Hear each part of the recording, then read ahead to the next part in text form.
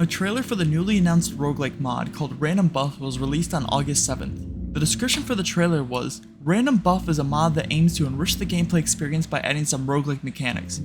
Players will be able to draw cards at the end of each cycle, which will have an interesting influence on the gameplay and game mechanics. During play, players will be able to complete missions to gain experience and increase their level to unlock special cards and cosmetics. The credits for this mod are for the Chinese dev team called Team Nowhere. They have worked on this project for about a year and a half, and the level of polish this mod has shows their dedication. The first buff introduced is the Armed King Vulture card, which now grants King Vultures 18 additional tusks to rapid fire at the player.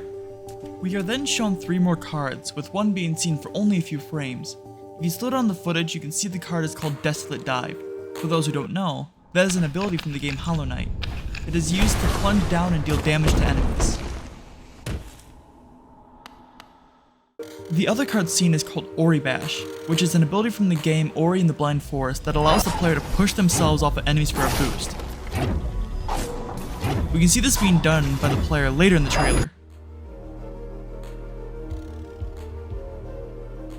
The final card shown here is L-Nut Bowling, which based on the name and the description, continuously roll and crush enemies until you release the directional key. I can guarantee this is a reference to one of my favorite childhood games, Plants vs. Zombies, being the Walnut Bowling minigame.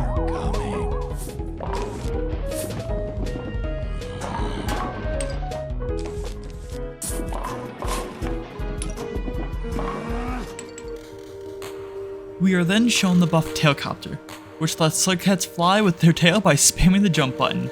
Following that, we get Orbital Rail Cannon Strike, which lets you set a keybind to maybe summon a device to throw. When the room has no obstructions, throwing the device will lock onto the largest creature and obliterate them.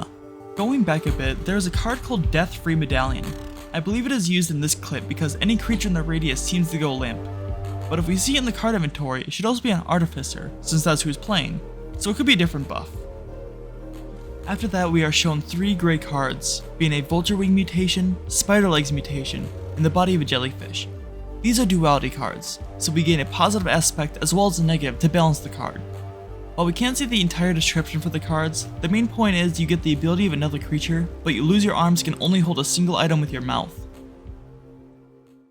In the next segment of the trailer, being the fluent and intuitive UI design, we are shown the card screen in the pause menu. On screen are some cards we have already seen, as well as some new ones. One that catches my eye is the Snail Missile card, but I have no idea what that could possibly do. I would want to read and speculate on all the cards, but I have an approaching deadline for this video and I want to go to bed soon. It also appears that some positive cards are locked to negative ones.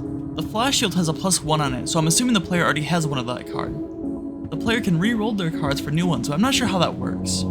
Moving on, we can see the character select screen that has a lot of information for us, starting with the middle, having the buff cards and the challenges like Expedition mode, and in the top right, there are some buttons for showing something, as well as the progression tab and a manual tab.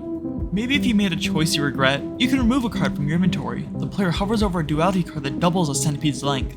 I wonder what the double arrow icon means on the Flame Purification card. The trailer claims that it's compatible with most mods, showing multiple modded Slugcats using buffs. I think that the cowboy is using the Tailcopter card to propel themselves, but I'm probably wrong. We can see this similar with the yellow aura that I believe is the Death Free Medallion card, since no creature can touch the aura. And finally we see the outsider escaping flying aquapedes until they get zapped, but live with another buff card. Moving to the main menu, we can see the buff tab in the Cardpedia. The Cardpedia has every card that we've discovered on the journey. Here we can see the description of the card, and looking at the top of the screen, we can learn that some cards seem to have a time limit, with Cold Gaze being 5 cycles. Some buffs need to be triggered manually and some do not. We can also see that some cards are stackable. When we select a new save, we are given the option of free mode and a mission mode.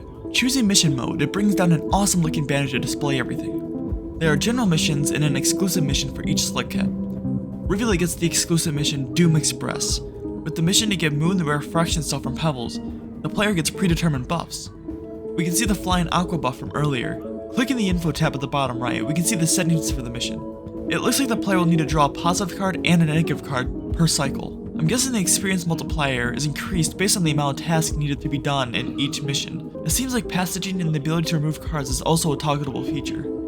The player needs to sleep to complete a mission after all the tasks have been completed. And for the effort, the player is given XP and can level up. At level 4, the player can pick a buff to start with for each mission. To make this already amazing mod better, cosmetics are shown. It seems every slug cat gets one, but hopefully more can be unlocked.